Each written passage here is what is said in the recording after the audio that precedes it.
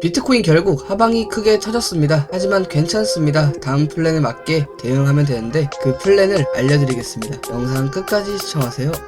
안녕하세요. 아빠는 왜 코인 안 써입니다. 자, 오늘 10월 2일 수요일 반갑습니다. 일단은 요거하고 요거 둘 다 이제 스톡 투 플로우 모델이라고 해서 비트코인이 이제 언제 상승 시기를 알려주고 언제 출발하고 언제 끝나고 가격대는 또 얼마까지 올라갈 것인지 알려주는 그런 모델입니다. 그래서 현재 이제 보시면은 이런 식으로 계속 빨간색, 파란색에서 이제 빨간색으로 진행이 되고 있죠. 자, 진행이 되고 있는 시점에서 옆으로 계속 늘어지고 있는데 이 지금 스톡 투 플로우 모델에서 17년도랑 조금 유사한 패턴을 가고 있습니다. 얘도 이제 파란색에서 빨간색으로 접어들 때 옆으로 늘어지는 그림. 근데 이제 스톡 투 플로우 모델 이것만 가지고 유사하다라고 할 수는 없어요. 왜냐면은 이제 보통 파란색에서 빨간색, 파란색에서 빨간색, 파란색에서 빨간색, 파란색에서 빨간색을 시작하는 구간들이 이제 우리는 대불장 초입이라고 합니다, 여러분들. 그쵸? 스톡 투 플로우 모델에서. 근데 현재 지금 상황도 그렇게 진행이 되고 있고, 이 빨간색에서 점점 더 연해질수록 상승이 이제 나오다가 주황색, 그 다음에 노란색, 그 다음에 초록색으로 갈 때 이때가 보통 조정 시기입니다.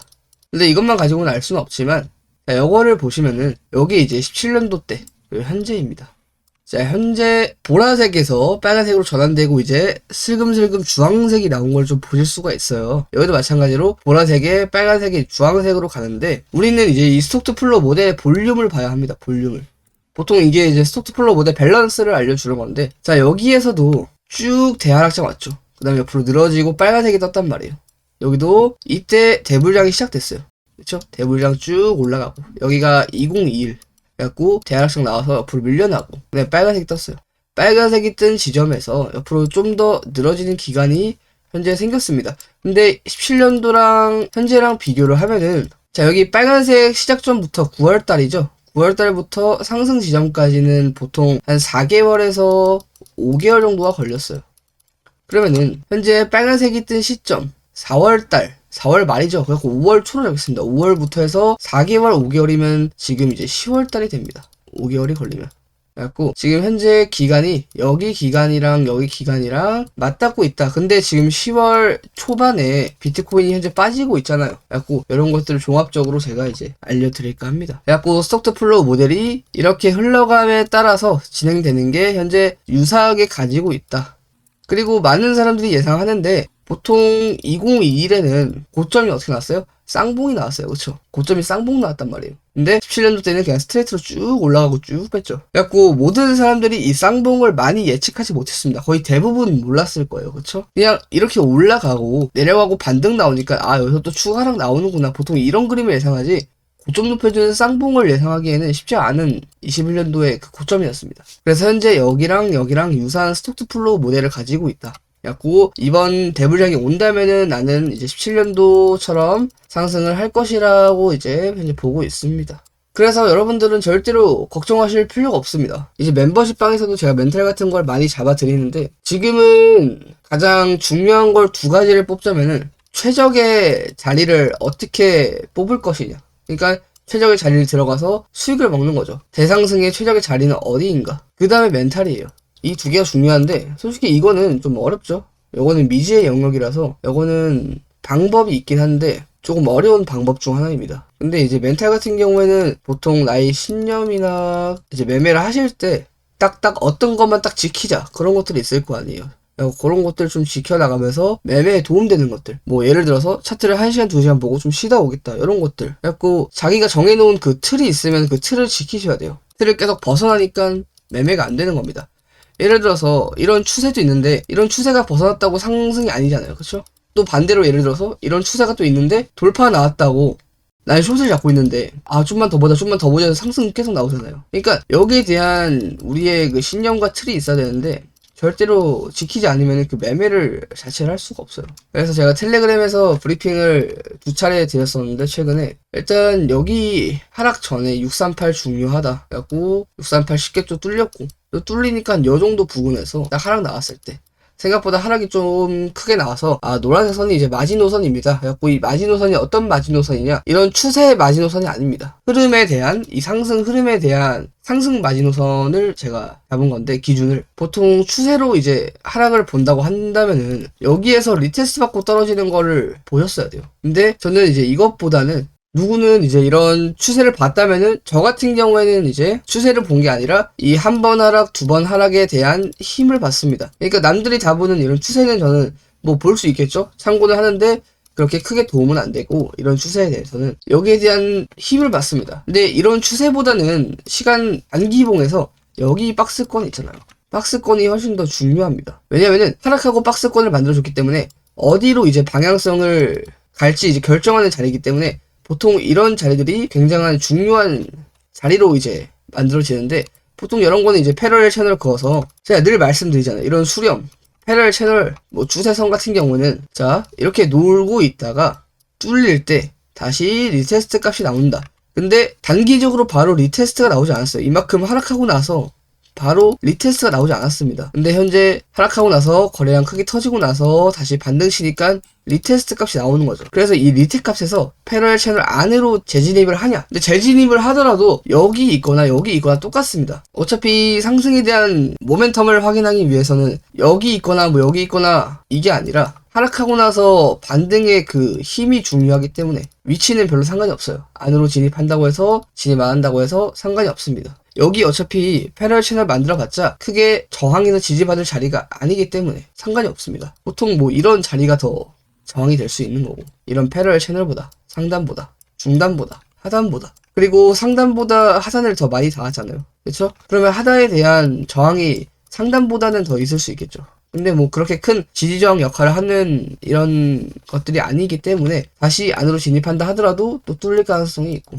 그렇게 되면은 이런 추세, 뭐 이런 추세 있지만 여기서부터 또 시작되는 또 추세가 또 있을 거 아니에요. 이런 추세도 나올 수 있는 거고. 그래서 가장 중요한 건 뭐냐, 여러분들 제가 이전 영상에서 말씀드린 게 있는데, 10월을 한 달로 따지면은 1월부터 14일, 그 다음에 15일부터 뭐 31일까지 있다고 칩시다. 그럼 여기가 초고, 이건 후반이에요. 그쵸? 제가 말씀드린 거 기억나시죠? 근데 지금 현재 초반에 하락이 나오고 있어요. 자, 지금 하락 시작점이 어디예요? 여기죠. 딱 9월 30일 부터 시작해갖고 하락이 쭉 나온 겁니다. 그리고 달봉에서 제가 이전에 음봉 자리를 넘어줘야 했는데 그렇지 못하니까 한번 밑으로 테스트가 나오고 있는 상황인 거죠. 근데 이게 이만큼 하락을 했는데 요거는 악재가 아닙니다. 오히려 보통 이런 것들이 건강한 조정이 될 수 있는 건데, 여기에 이제 악재 차트로 좀 되려면, 좀 안 좋은 차트로 되려면은 여기가 뚫려야 돼요. 여기가 보통 51K 자리인데, 지금 뭐 51K까지 가기에는 뭐 가능성은 있어요. 가능성은 있지만 가면은 조금 이제 시간에 대한 그런 우리가 생각했던 사이클이 과연 맞을까? 그리고 10월 달에는 대체적으로 상승을 했는데 이번 10월은 하락으로 마무리하는가? 여기서 하락을 해서 마무리하면은 대충 한 18%에서 20 몇 퍼센트 마무리로 월봉이 마감이 돼요. 근데 저 같은 경우는 10월 봉이 생기고 나서 밑에 테스트하고 한번 올린다는 개념. 그래서 10월 한 막바지쯤에는 또 이런 데까지는 테스트가 나오지 않을까? 여기가 첫 번째, 뭐 여기 이런 데서 두 번째. 뭐 전고점까지 테스트 나오거나 전고점을 돌파한 무빙은 우리가 지금 예측할 수 없어요. 이거는 예측이 더 힘듭니다. 그렇기 때문에 보통 이런 데까지는 좀 우리가 예측을 할 수가 있겠죠. 아니면 이전 꼴이다. 여기가 조금 쉽게 사람들이 바라보는 구간들이다. 그리고 10월 말이 되면 이제 11월 달 초에 대선이 있잖아요. 미대선. 요거에 대한 또 기대심이 악재로 반영될지 호재로 반영될지는 몰라요. 그쵸? 그래서 요것 또한 강력한 소스 중 하나이기 때문에 일단 뭐 11월 달에 여러 가지가 좀 있죠. 뭐 FOMC도 있고 여러 가지 있기 때문에 일단은 뭐 이렇게 하락을 했다고 해서 결과가 안 좋은 건 아닙니다. 근데 뭐 단기적으로 매매를 하는 사람이다. 분봉 매매하거나 뭐 1시간봉 매매를 위주로 한다 싶으면은 이 정도 하락에 롱을 잡았더라면 조금 손실이 많이 크겠죠. 대충 뭐 9% 10% 빠진 거니까. 근데 보통 비트코인 같은 경우에는 가격이 싸지면 싸질수록 우리에게는 더 기회예요. 이걸 좀 아셔야 하고, 그리고 1시간봉에서 이렇게 힘없이 계속 이전의 고점을 넘어주는 무빙을 치다가 행보권을 만들어주고 하락을 했어요. 그럼 보통 여기까지 하락은 이제 대부분 높은 확률로 차익 실현입니다. 왜냐면은 이 정도 상승, 그 다음에 이 정도 상승에 있었으니까 밑에서 잡은 사람들이 어느 정도 털어내는 구간이다. 거래량 없이 털었죠. 근데 이렇게 옆으로 밀리고 나서 반등 치는 저점 고점 낮아지면서 한번 돌파 시그널이 되고 쭉 떨어진 거래량 터진 이 구간. 이전에 RSI도 과매도를 찍어줬음에도 불구하고 또 과매도 그 이하로 지금 찍어버리고 있잖아요. 이런 구간들은 개미들이 만들 수 없는 차트예요. 그러면 뭐예요? 일부러 떨어뜨렸다. 가장 유력한 거는 그냥 뭐 퍼는 거겠죠. 이만큼 하락하고 반등 나왔으니까 또 기영이 머리처럼 만들어져서 또 상승 나오는 거 아닌가. 귀 만들어주고 있잖아요, 귀. 그래서 고배롱도 많이 탔을 테고, 그래갖고 한번 터는 작업을 했다. 터는 작업을 했으니까 반등이 여기 하락 때 반등이랑 여기 하락 때 반등의 그런 힘 차이는 완전히 달라요. 그래서 반등이 좀 더 세게 나왔죠. 거래량이 터졌기 때문에. 그래서 뭐 노란색 선을 이탈했지만 여기 부근이죠. 노란색 선을 이탈했지만 다시 들어오는 모습이고 뭐 이건 상관이 없어요. 근데 이제 이전에 꼬리를 계속 깨주는 무빙이 나오면 안 돼요. 지금 여기 꼬리, 여기 꼬리, 여기 꼬리 생겼잖아요. 그러면은 여기 이하로 지금 떨어지면 안 되는 겁니다. 여기 뭐 가격이 57.6 정도 되니까. 왜냐면 계속 저점 올려주고 있는데 상승 나오려고 올려주고 있는데 또 깨져버리면은 이때부터는 진짜로 하락 진행이 돼버려요. 그렇기 때문에 깨지는 건 좀 위험하고 지금 뭐 롱을 보기에도 숏을 보기에도 애매한 자리라서 아니면은 여기 반등값 그 다음에 여기 반등값이 조금 유사한 패턴을 계속 가지고 있어요. 이렇게 상승이 나와주면은 하락이 시작이 되고 상승이 나와주면은 하락이 시작이 되고 얘도 마찬가지로 상승이 나와주면은 하락이 시작되고 이런 그림으로 가기 때문에 여기도 상승이 나와주면 또 하락이 이렇게 또 시작될 수 있는 거겠죠. 근데 이 시작점이 여기 꼬리지 않을까. 꼬리가 조금 이번 차트에서 킥포인트가 될 수 있고 상승에 대한 킥포인트 같은 경우에는 여기 돌파겠죠. 뭐.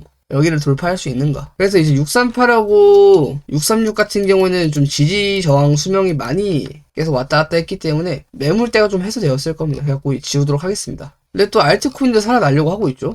비트코인 빠지고 있는데 이게 참 웃긴 거예요. 그래갖고 뭐 이런 해석들은 제가 따로 멤버십으로 얘기 드리긴 하는데 마스크 잘 가네요. 수이세이 미나 흐름 좋죠. 수이세이 미나.